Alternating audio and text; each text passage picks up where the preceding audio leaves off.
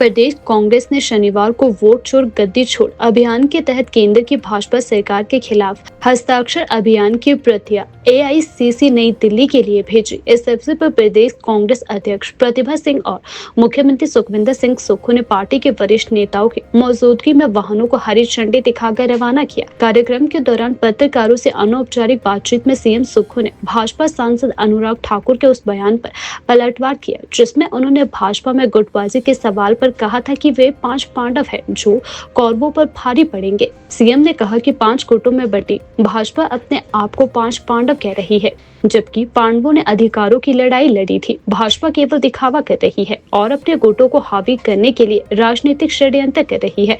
CM ने यह भी कहा कि भाजपा को हिमाचल प्रदेश के अधिकारों और संपदा के संरक्षण की चिंता करनी चाहिए। उन्होंने पिछले जयराम ठाकुर सरकार के दौरान प्रदेश की संपदा की नीलामी और केंद्र के साथ डबल इंजन की सरकार के दावों पर भी सवाल उठाए।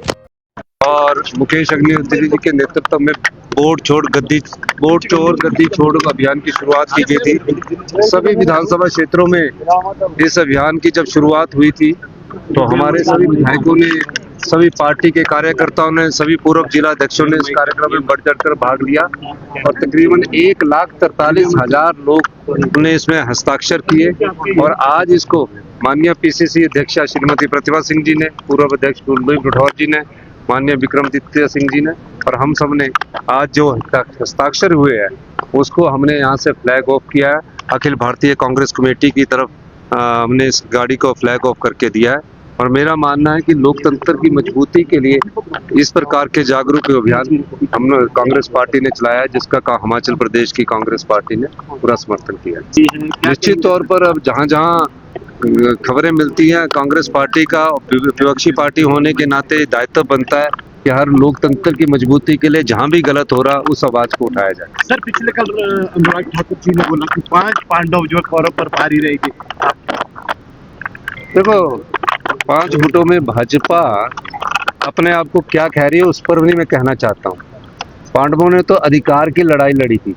ये जो 5 गुटों में बटी भाजपा है, इनसे ये पूछना चाहिए कि आपने हिमाचल प्रदेश के अधिकारों की लड़ाई लड़ी है क्या? 1500 करोड़ रुपया घोषित होने के बाद 5 गुटों में जो भारतीय जनता पार्टी है, प्रधानमंत्री मोदी जी के पास गए हैं कि आपने 1500 करोड़ रुपया डिक्लेयर किया था, उसका क्या हुआ? ये सिर्फ दिखावे के लिए है।